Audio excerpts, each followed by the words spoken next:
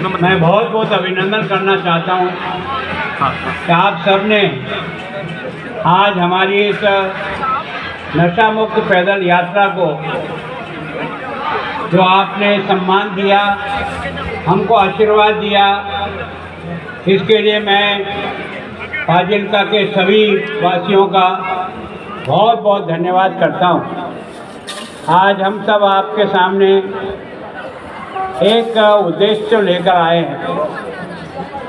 नशा मुक्त पंजाब बने, रंगला पंजाब बने, युद्ध के विरुद्ध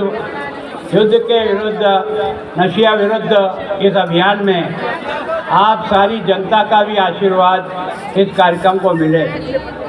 विशेष रूप से आज इस पद यात्रा में भाग लेने वाले एमएलए साहब, पूर्व मंत्री साहब, सभी पार्टियों के नेतागण, विश्वविद्यालय के कुलपति और उनके सभी प्यारे विद्यार्थी भाइयों, जितने भी महाविद्यालय हैं उनसे आए हैं, एनसीसी के और बाकी सब कैडेट और आप सब की उपस्थिति ने इस यात्रा को एक जन आंदोलन के रूप में आगे बढ़ाने का प्रयास किया है। मैं सोचता हूँ कि किसी भी सामाजिक बुराई को समाप्त करने के लिए जब तक समाज और जनता खड़ी नहीं होती है तब तक उसकी सफलता नहीं मिलती है। मैं आप सबसे ये प्रार्थना करता हूँ कि न तो आप नशे से जुड़े और अपने आसपास में अगर कोई गलती से जुड़ गया तो नफरत नहीं करें, बल्कि उसको भी इस बीमारी से बाहर निकालने का जो प्रयत्न अपने से हो सकता है वो सारा प्रयत्न करें। विशेष करके मेरे विद्यार्थी भाई बहनों से निवेदन है कि उनकी संस्थान में जहाँ वो पढ़ते हैं न तो स्वयं नशा लें और अगर अपना कोई मित्र गलती से नशे के चक्कर में आ गया है तो उसे छुड़ाने का प्रयास करें। मैं सोचता हूँ अगर रंगला पंजाब बनाना है, विकसित पंजाब बनाना है, विकसित समाज बनाना है, तो विकसित देश बनाना है, तो इस बीमारी को यहाँ से निकालना पड़ेगा। हमारा जो पड़ोसी शत्रु देश है जिसकी सीमा पर आप हैं, वो हमको युद्ध में हरा नहीं सकता। उसने बार बार प्रयत्न करके देख लिया, हर बार मार खा के जाना पड़ा। अब उसने ये भारत के नौजवान को कैसे कमज़ोर किया जाए, इसके लिए इस नशे को ड्रोन के माध्यम से भेज रहा है। सरकार ने भी बराबर प्रयत्न किया। मार्च से लेकर अब तक मैं सोचता हूँ 31,000 मुकदमे सरकार ने बनाए और लगभग 41,000 लोगों से अधिक को गिरफ्तार किया है। लगभग 300 करोड़ रुपए की संपत्ति को नष्ट किया है। लगभग 15 करोड़ से अधिक कैश मनी को प्राप्त किया है। मैं सोचता हूँ 1900 किलो से भी अधिक हीरोइन को जब्त किया है, जो अरबों रुपए की संपत्ति के रूप में है।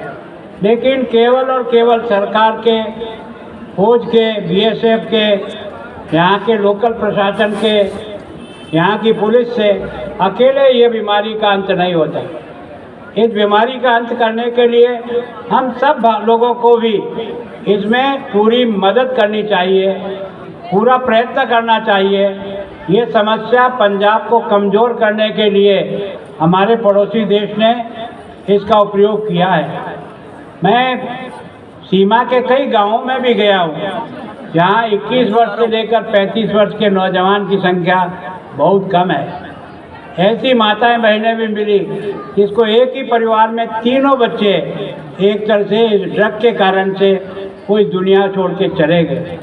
मैं सोचता हूँ जिस परिवार में भी ये होता है उस परिवार की क्या दशा होती है वो आप और मैं बहुत नज़दीक से अनुभव करते हैं।